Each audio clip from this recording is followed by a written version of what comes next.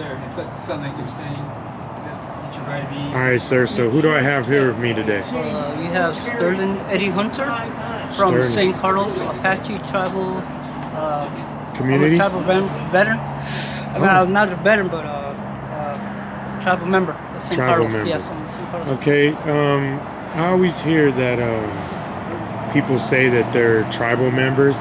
Would you care to describe what is a tribal member and what benefits do they get, if you don't mind me asking? Tribal members, they get the benefits.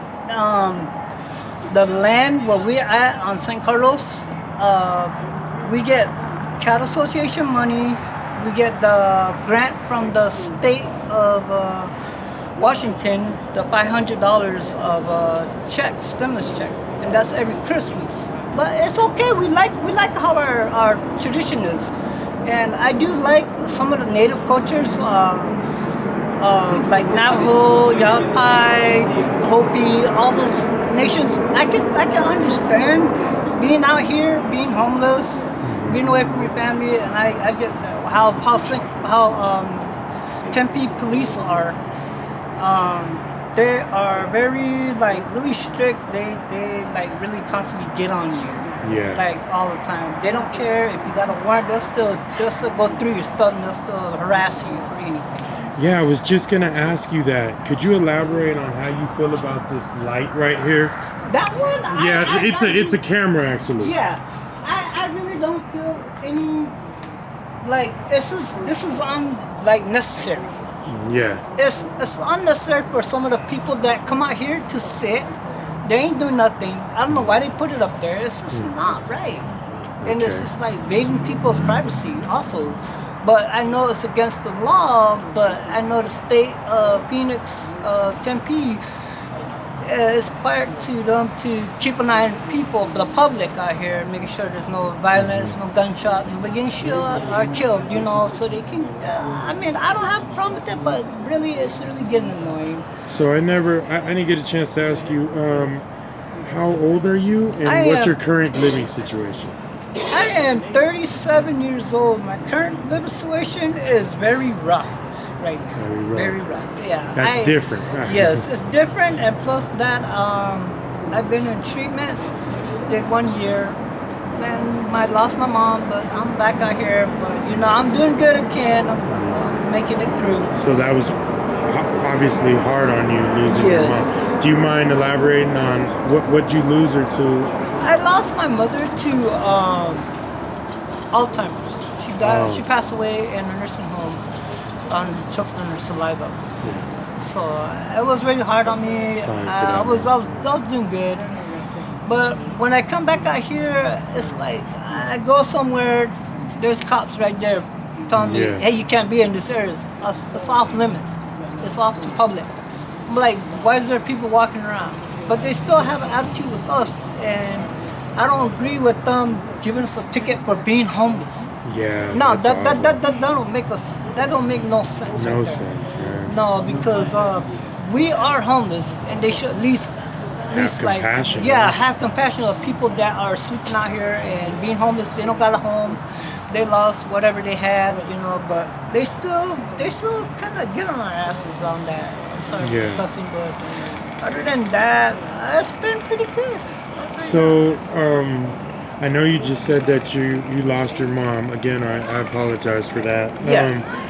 Do you have family who currently knows about your situation right now? Yes. And how do they feel about you being out here?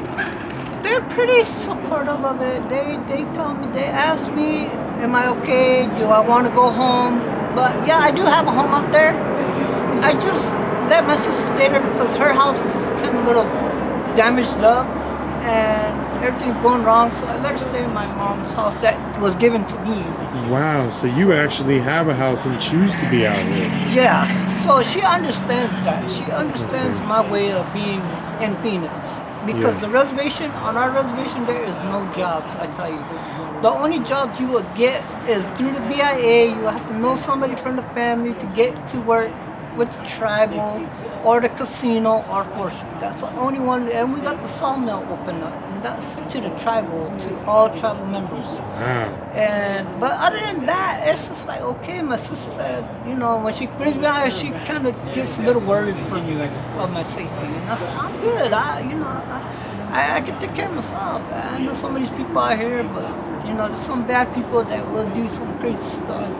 Could you elaborate on or tell me what it's like a day in a life like for you A out day here? in the life, I would Yeah. say my day starts off like just a normal day, like any day. Any day, like you wake up, like okay, what's my agenda? I look on my schedule. Okay, I gotta go down to the zone. I gotta go get my state ID. I gotta do this. Gotta get things done. And it's like you're basically constantly working on trying to get apartments. That's what I'm trying. But right now, it's just really hard on me, man. They're like, I know the rents out here are like what? Way high. Yeah, and 2,000-3,000, and Yeah. not to cut you off, but I feel like anybody can be homeless out here. There's so many people who are not compassionate towards, other people's children. Essentially, I mean, in the long run, I'll say it 1,000 times. Anybody can be homeless. They're either a check, a drink, Yeah. one thing away from, a bill, away from being out here displaced in these streets. And at the end of the day, they should know that. And you just said that, apartments cost a lot of money, along with everything. Yes. Nowadays, McDonald's skyrocketed. It's like years ago, it used to be, $10 to feed a family of four. Now Yeah. it's like $60 to $80. Yes, and now I see the prices at grocery stores, like for meat products, they're like what, 25 bucks a piece. Bread Yeah. are going up, everything. Gas is the same way. The especially same with, way, yeah. Especially with transportation, it's harder to get transportation around because It is.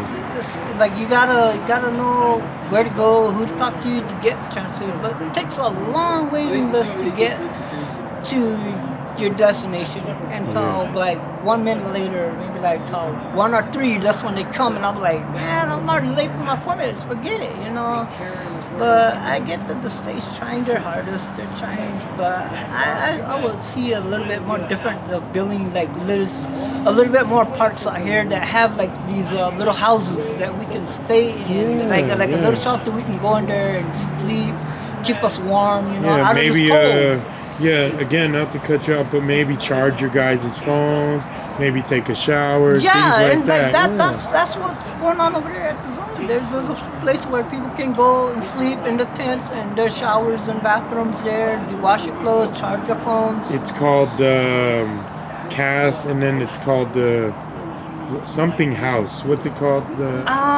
Something housing, I think. It's something, I forgot what it's called. Andre House. Yes. It's called the And Andre House. being out here, when I first came out here, it was probably back in 2014, the day after my wife cheated on me. So that's when I came out here to be homeless. I lost everything. I lost her. I lost what I had to myself. But slowly but surely, I gained it back by understanding this is not a purpose for me, but it's a choice I made into making it where I'm at. Yeah. And it is hard to find people, to find shelter, homes, food, and that's it. That's all I gotta say. So I talk to, as I told you, I'm everywhere, and I talk to a lot of people that are out here displaced. Would you say walking's a big thing for people who are out here? Like miles and miles. Oh yeah, I mean, And I know it when gets tiring on the feet, and the body, the I used to back. I used to hitchhike out of here to St. Carlos to Globe. I used to take this route all the way to the end of the light rail, get Yeah. off, then start hitchhiking all the way to Patcher Junction. I'll get a ride, but man, I mean, I would see people just like really out of their feet, like I can't walk anymore. Like, I mean, they should at least have some transportation. Like, let us call somebody like a Lyft, or somebody can come get us. Some kind of system. But it's just the money budget with the state, with the government going on, with all this. I mean, I don't know what's going on. Yeah, man. It seems like a lot of it's like a cluster. No one really knows what they should do or how they should help. And that's what we do. What we do. I mean, I just like to talk to people and get your story. At the very least, at the end of the day, I feel that capturing your story is a good thing. We put it out and see what people think, and that way they can get their perspective on what it's like to be out here. Yeah, being out here is kind of like you basically gotta start from with one bag with your clothes, then you gotta build yourself to knowing where you're at, what areas to go, what not to do, and be unaware of where you're at. So And yeah, just try being not to- aware is a big thing for you out here. Yes, it is. Being homeless is not a purpose for people, but I mean, when I first came out here, I said I want to try to see how it felt being Yeah. homeless. So this is how I am now. This is what I do. This is what I go by. When people leave stuff, they just leave a note. Here, take it. Yours. Sleep on. Give me something comfortable. Other than that, I know some people, they have a little bit of guiltiness, a little sorrow that, hey, we're just here to help. We're not here to hurt you. We know that you're homeless. Sometimes when I need money, I will go to Panhandle and say I want a soda for $2. Some people I'll say like I'm just high, I'm just hangover from it. I just need something to drink. They'll reasonable with it. Some people are, but not a lot. Yeah. Well, to wrap this up, I always ask this. I gotta know, where do you see yourself in the next 5 years, if you can think out that far? In the next 5 years, I could see myself leaving from here and going home and trying to better That's my what I family wanted to and hear. working. Yeah. Yes, and working on being a tribal member amongst my people. St. Carlos is a very small reservation. I'll tell you that. It's not a big reservation. It's near Bailes and St. Carlos right there. So that's where I live. Man, For that's all the awesome. people, the natives, be strong. Understand that this is our area. This is where we came from. When the cavalry came, we all know where we come from. We all know where our home is. We know our roots. That's what we should carry on, and also carry on tradition to our kids. I was homeless, telling our kids, "Y'all don't want you here. You don't want to do where I've been." But keep that tradition strong. Apache culture, like their native tongue, their women accent, their beautiness, all that. It comes in, falls in any tradition for African American, Mexican, white. Every culture. Yeah, and that's what our reservation does in our school. They teach our kids to speak Apache, write in Apache, sing in Apache, and that's good. That's awesome, man. Nothing wrong with that. Hey, man, I want to say thank you for this interview. It was amazing. Your story is very interesting. And the next time I see you, hopefully I can get an update.